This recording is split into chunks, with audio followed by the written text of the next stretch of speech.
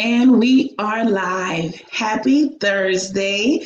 I hope everyone is having an amazing Thursday. So I'm going to give everyone about 60 seconds to come on. We are here for Hope Connects. We are sharing hope. We're so proud to have an amazing guest today. So come on in. Tag a neighbor, tell a friend, say, come on in. Edlena's here. She's live and we're ready. So if you are here for the very first time, my name is Edlina Smith Butler, and I work with We Are Sharing Hope of South Carolina. We are the OPO for the state of South Carolina, and we are just here to share about the gift of life through organ, eye, and tissue donation. So I'm gonna give everybody about 30 more seconds, and then Blakely, we're gonna get started, okay? Because I want to see.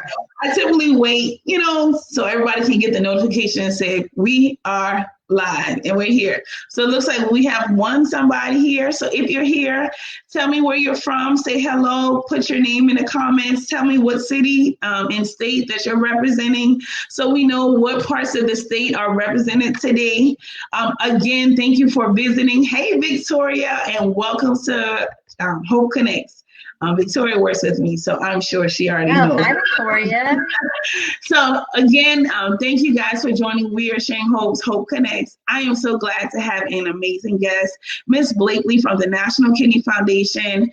So Blakely, if you can, tell us about yourself and what you do at the National Kidney Foundation. Sure. So I've been with the National Kidney Foundation for about 13 years. I'm thrilled to be here today, and y'all have an amazing host for Hope Connects with Edalina, because she is the ambassador of hope. She's just like a bright ray of sunshine, and I am so excited to be chatting with her today.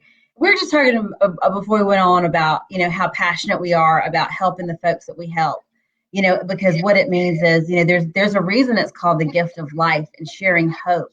And those are not small things. They're very emotional and close to our hearts. And, they're everything. And when you get a transplant, you truly get your life back.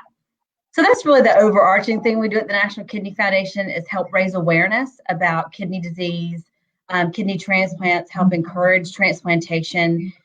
We raise funds to help our programs through walks and different events and things like that. And we'll get into this a little bit later, but we have pretty much taken everything, our programs and presentations, virtually. So I'd love to be able to share with you all as those get scheduled. And anybody, that's the beautiful thing about virtual, anybody, anywhere can join. Right, absolutely. The global pandemic has changed the way we do outreach or our presence in the community. And so everything is virtual. I feel like church is virtual, work is virtual. But we are trying our best to stay connected. And so thank you again. School's about to be virtual. Yeah. Oh my God. I'm so scared about school being virtual, because I would totally fail. If school is for me, if it was virtual, they would just fail. So that's not true. No, listen, I am a paper and pen type of girl, okay? So I think you kind of touched on it briefly, but tell our audience today, if they are not familiar with the National Kidney Foundation. I know that it is a national organization, but tell us specifically, do you guys only work with a certain part of South Carolina, or tell us about those dynamics? Yeah, that's perfect. Our office covers the whole state. So anything you need anywhere in South Carolina, we can provide a resource to you. We're based in Columbia, and we're primarily working Columbia. We try to cover the upstate, Midlands, and Low Country as best we can. We have a small staff, but we do cover the whole state. Got you. Understand. All right. So as you know, or if you did not know, August is celebrated as National Minority Donor Awareness Month. And as we begin to celebrate National Donor Awareness Month, it's a lot. We want communities around the state to kind of engage with us and be a part of the mission of organ, eye, and tissue donation. So if you have some ideas, or if you guys have activities going on right now where people can be a part, tell us about those and how people around the state of South Carolina can be a part of the mission of the National Kidney Foundation. Right. So for right now, what we're doing is we are partnering with Donate Life, and just to raise awareness of those, all the statistics that I'm sure we're going to get into later. Like 100,000 people are on the national waiting list for organs, and 60% of those are or racial or ethnic minorities. We know that an average of 20 people per day die nationally waiting for a kidney. We know that, Black candidates wait longer on the waiting list for heart, kidneys, and lungs. And really just to know those things. And, part of our mission too is to promote health so that we decrease the need for transplants. So really, as far as getting involved, I would say just to really educate yourself at this point. We will have a kidney walk in March, and that will be statewide because we will have a virtual component for that so that you can walk in your neighborhood, in your park, around your dialysis clinic, anywhere like that. And I'm sure, and I know you guys work really closely with MUSC. We do as well. I'm sure there'll be a component there, but we'll have, hopefully, fingers crossed, we'll be able to get together in March in Columbia to be able to walk. But, we've got to keep our patients safe right now and keep everybody and transplant recipients, everybody who's immunocompromised, to do that. But in addition to that, to just to really stay safe, and we have a website. It's kidney.org/COVID-19. And that's a website that is updated nearly daily. And it's all sorts of resources, can kidney donors, can people who have COVID or suspected to have COVID become organ donors, and that's a big question. There's all kinds of things like that going on, but really it's just about education, awareness, and creating that partnership with Donate Life. Okay, cool. You said so many good things. I want to go back. So I wanted to make sure first, let's talk about it. You said the website is kidney.org/COVID-19. Is that correct? Yes. And you said right. That is a place where people can go and get additional resources just about like life during the pandemic and kidney donation, right? Is that correct? Right. Yes. Okay. Yes. So all kinds of frequently asked questions, things like that to hear, if they need anything else like that at all. Okay, perfect. So as you guys can see, I put that on the screen. So if anyone needs that information, it's kidney.org/COVID-19. That's a great resource. So Thank you again. So like you said, there are so many people that are influenced by the need for donation. One of the things that was a scary reality for me was that over 67% of the people that are currently waiting on an organ are people of color. Yeah. And a lot of times that is a disparity that is hard to kind of articulate in a capacity where people understand our heart, just to educate people on there's a huge need, but we also have to educate ourselves on why is the numbers so large, right? Like what is the greatest disparities? And so as we just talk about the different disparities, what would you say are some of the proactive ways that families and communities around the state could kind of be proactive versus reactive, right? Because as people, sometimes we are reactive. Like we wait until it's real, right? And what's the saying that an ounce of prevention is worth a pound of cure? And that is, and if I'm sure people do know about dialysis, that dialysis is 3 to 5 hours, 3 to 5 days a week. It takes up your life to have to be on dialysis. Right. But I would say, and the main thing is for people to know, people don't know these things, is that kidney disease, specifically, and heart as well, are caused by high blood pressure and diabetes. And those are two things that are highly hereditary, highly prevalent in the African American community. And now, it's hot in South Carolina. I know, my family and I were much less active than we were because you can't even go outside for 10 minutes. And it's so hot unless you go first thing in the morning. But, taking care, drinking plenty of water, making sure you're taken care of. But really, and when you feel comfortable going to the doctor, because I know a lot of us don't right now, is, knowing your numbers, knowing, are you at risk for diabetes? And even have those conversations now. I know, Aunt whoever was sick, but I don't know why. I know she went for these treatments, but what was that really? And knowing your family history and knowing your numbers. So are you at risk for high blood pressure and diabetes? Those kind of things, being active, eating a balanced diet, those kind of things are things that people can do during the pandemic. I know we don't feel like it. I know we feel like, eating carbs all the time and fried food, but those are things that we can do to be proactive so that you don't even have need for need for a transplant. But if you, some people it's inevitable, but with most people, they can control their diabetes and control their high blood pressure if they know it's an issue or a potential issue for them. But you can order a blood pressure cuff from Amazon for $25, that kind of thing, just to know, to know that's an issue for you or it's not, and it's something to watch. But something to watch for all of us, because another huge thing going on right now is that there's relatively such little known about coronavirus and COVID-19, and it's creating more and more kidney patients every day.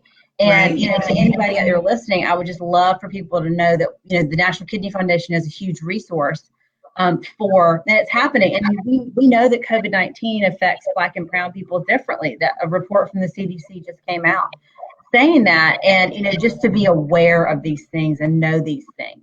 And, people are, having acute kidney failure while they're sick, and then their kidneys don't recover, and they end up having to go on dialysis and need a transplant.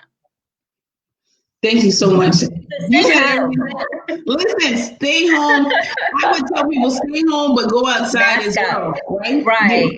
Take a little time to go outside and get some fresh air, but go walking, because I'm very guilty. I put myself on a walking challenge, right? Because during the pandemic, I caught myself just like home doing nothing, and I was like, okay, I totally have to go outside. And so I want to talk about let's talk about going outside and doing some virtual walking or some walking, socially distancing while walking, if that makes sense. So I saw that at the Kidney Foundation. Before we do that, let's see who's here. So we have Miss Patty's here. We have Kay Moore that's here. We have Everett that's here. We have a lot of people that are here that want to tell you hello. So thank you so much for coming, you guys. Oh, Everett German. Yay. Listen, Everett is our new superhero. I've heard a lot about him, and we are excited to have him a part of our team as well. So good morning, Kay. Good morning, Chris. Good morning, and let me Chris. tell you. So another huge thing I want to plug, give a shout out to Everett for, and his beautiful family, is Everett just had a birthday. I think he just celebrated 8 years with a kidney, and his sister graciously gave him. So that's another thing too, is to find out about living donation and become a living donor. I know you guys promote that all the time too, but Everett just dedicated his birthday to the National Kidney Foundation and raised, I think it was like around $1,200, $1,300. His goal was $1,000. He blew it out of the water. So many people adore him and want to support him and support kidney donation. So we were thrilled and so appreciative to see that.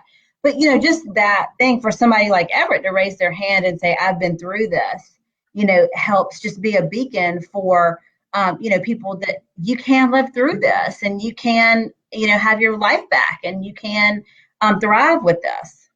Absolutely. So thank you for saying that, because a lot of times people don't know that you could be a living donor or a deceased donor, but that we are actually just educating people about an amazing gift that keeps on giving. And so just like you said, Everett is a true illustration of the gift and how we keep on giving. And so thank you, Everett, for being a part of our teams. You're a part of Sharing Hope's team and the National Kidney Foundation. You're here to stay. So thank you so much for that. Yes. So we have so many other things to talk about. So let's talk about, so I was snooping on your page and I saw that you guys have a virtual walk going on. So tell us a little about it. So it was very exciting. We had a national walk, kickoff for our national launch for our virtual program. So we don't want to call it virtual because we don't want people to feel like it's at home and boring, but it's called Lace Up. And so we want people to lace up wherever they are, at school, around a high school track, at home, in their neighborhood. We want people to lace up wherever they are. And so that's kind of our campaign. Hopefully when we have our walk in March, we'll be able to have a couple of people who feel comfortable meeting. But I think the virtual model is here to stay. And, we will have some version of that. So just keep watching your page. I'll keep tagging you guys and keep, watching out for our page and see when that is. But that'll be in March and more to come on that.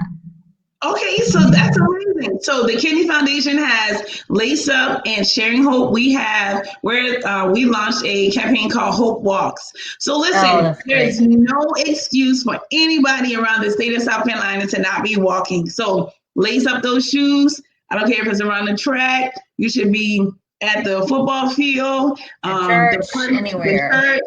Let's get walking because it is important that we are proactive about our health. And part of kidney health is about being active, drinking lots of water, being very diligent and intentional about your health. So make sure that you like us on Facebook and make sure that you like the Kidney Foundation of South Carolina and Lace Up. I like that. Yeah. I have to do that. So, Blakely, are there any other virtual opportunities where the communities around the state can participate with the National Kidney Foundation or just to support donation with you guys during this crazy time we're in? So we've got so many great things on the horizon that we're working on, and we're working on scheduling right now. One program that we work on is called Big Ask, Big Give, where we Okay. teach people who are on the transplant waiting list how to tell their story. And people from MUSC, and it's a blessing and a curse that we only have one transplant center in South Carolina, so that we can just don't have to worry about giving more than one equal time. And they're so great to work with. And I know Everett works with them a lot as well. And so basically, it teaches people, what to expect and how to tell their story. And this fantastic folks came out and told their story back in January. It was a young lady named Star, and this young man that, do you know them?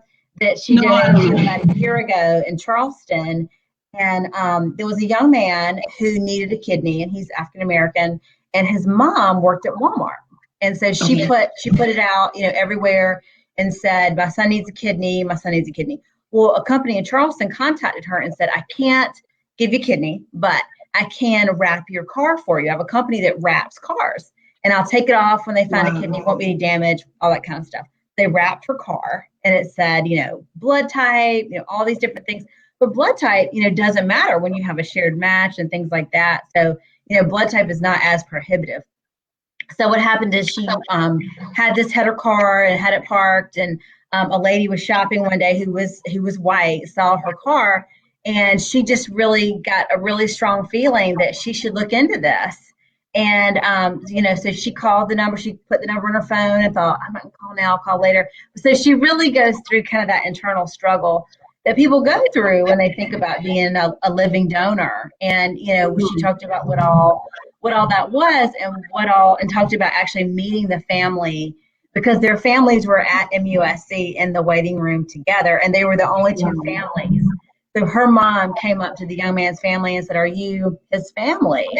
And they said yes. They said, well, we're Star's mom. And they just, when you come to a Big Ask, Big Give, it's like Kleenex should be a sponsor, because Wow. it's so beautiful. That's amazing. Well, So thank you. That's going on. I'll be glad to share with you a link to a recorded webinar that we have that was about people who are post-transplant coping with COVID-19 right now, and how they're handling it. Just talking about just staying positive, self-care, relaxation, meditation, all kinds of things like that. We also are working right now also on our patient empowerment workshop that is for dialysis patients, but I think it's going to have a wider reach than it has in the past, because it will be virtual. And really, we work with dialysis clinics to come up with, all different subjects for patients, so what they want to tackle, what they want to talk about. So we're working on doing that virtually as well.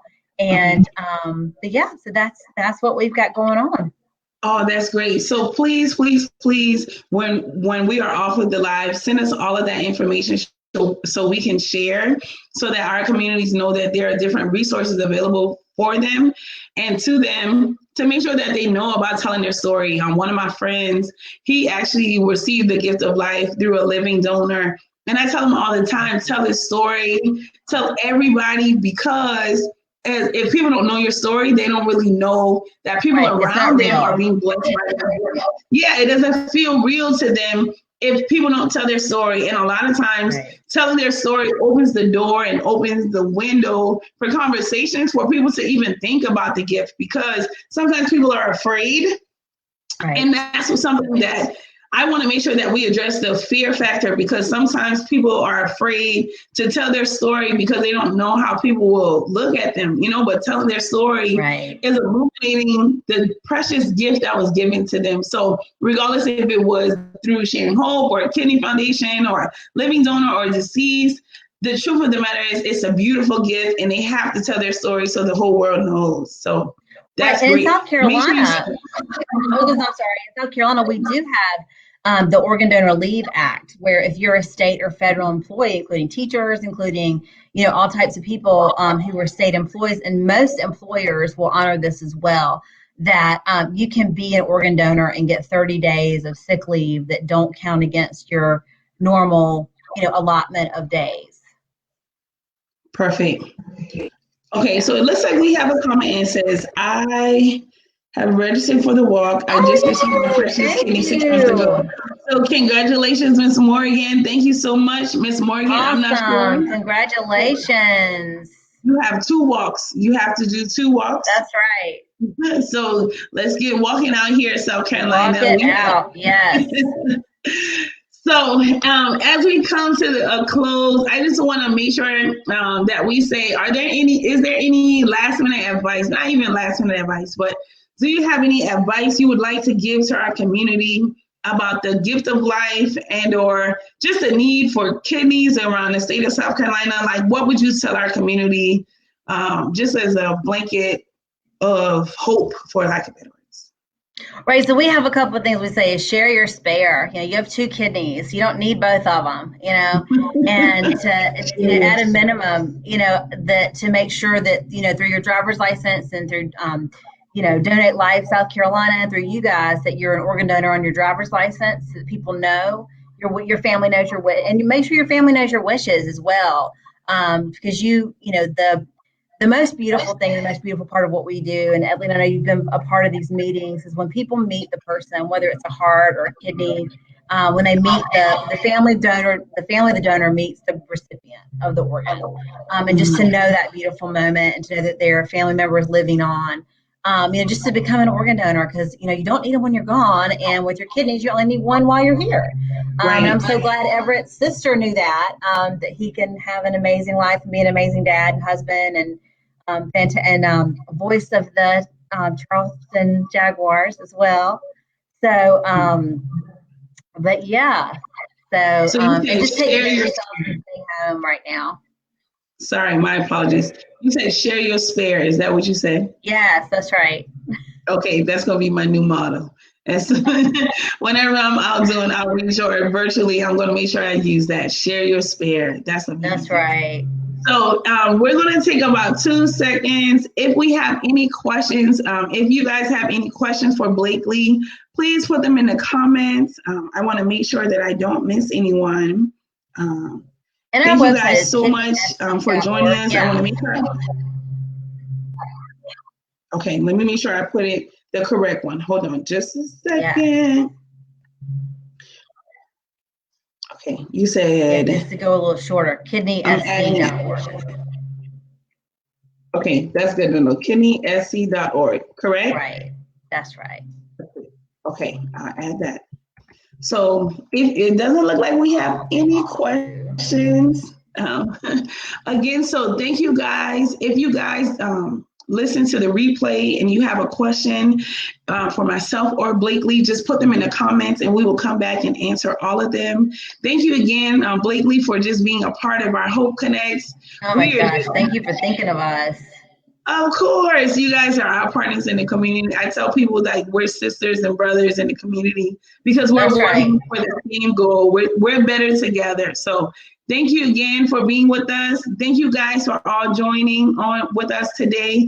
And stay tuned for our next Hope Connects, which will be in about 2 weeks. And we'll actually have, we're going to be interviewing 2 of my friends that actually are living donors, a living donor and a recipient. So thank you so much and stay connected virtually. Thank you.